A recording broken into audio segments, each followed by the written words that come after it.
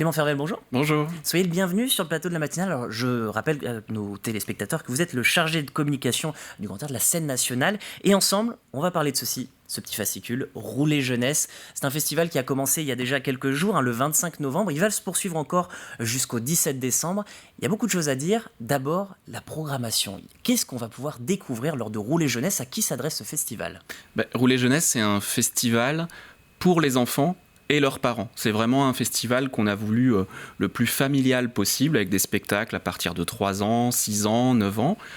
Et c'est un festival qui a une particularité, c'est qu'il se déploie à l'échelle de l'agglomération de La Roche-sur-Yon. Il y a des spectacles à La Roche-sur-Yon, dans nos lieux habituels, au manège, au théâtre, etc. Et puis, on a aussi des spectacles dans 11 autres communes de l'agglomération.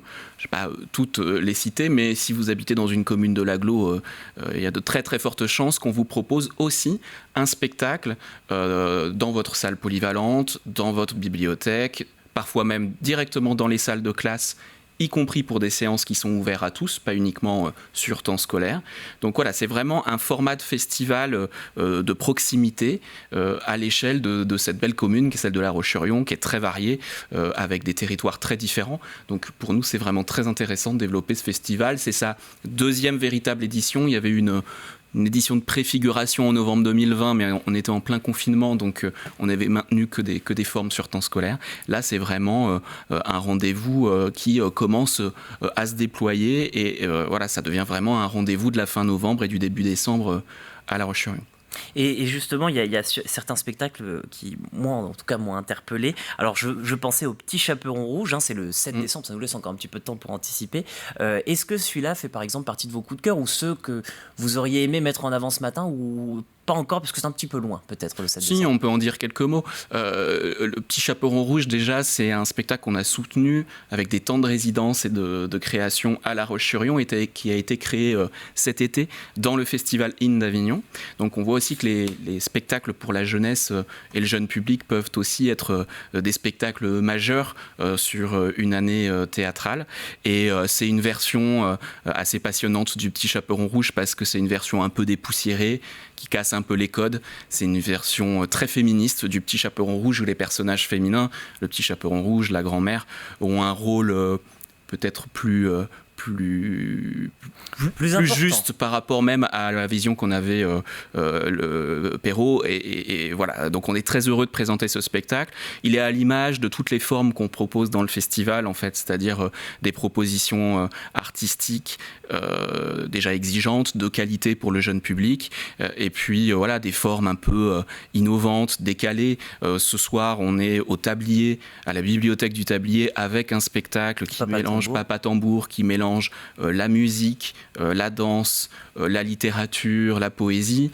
Demain, on sera à Landronde pour un spectacle qui s'appelle À l'envers l'endroit, qui est une espèce de performance sonore, immersive, théâtrale, participative pour les enfants, qui, avec un casque sur les oreilles, écoutent et voient les comédiens en train de jouer devant eux. Et grâce à tout le travail sonore fait par les comédiens, un peu bruiteurs en direct, pareil, ils réinventent des contes de notre enfance.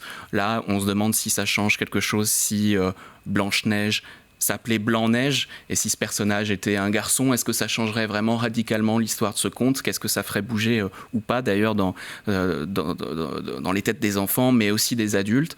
Voilà, il y a plus d'une douzaine de propositions sur le festival.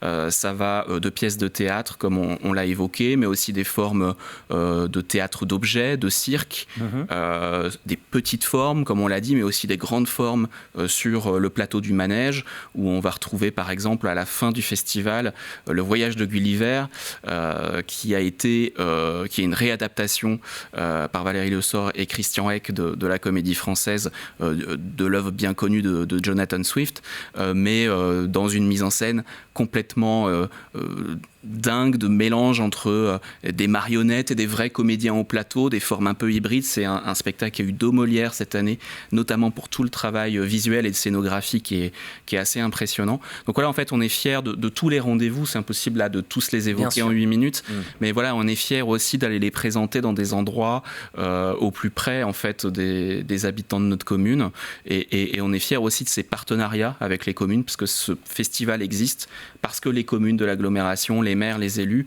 y ont cru avec nous et nous accompagnent et nous soutiennent. C'est ça qui est intéressant aussi, c'est ce que vous disiez, c'est que, bon là, on prend l'exemple du dernier que vous avez cité, hein, sur la réadaptation, la réécriture des Voyages de Gulliver, c'est que ça fait partie aussi de la programmation officielle de cette année, de cette saison, et vous avez réussi en fait à essayer de... Je présume que ça fait partie du jeu aussi d'essayer d'attirer ces publics-là sur des scènes un petit peu plus classiques que vous pouvez avoir, des rendez-vous un peu plus classiques. Mais il y a une vraie réflexion sur cette programmation, sur comment en fait on peut revisiter des œuvres, voir des réécritures, des nouveaux projets.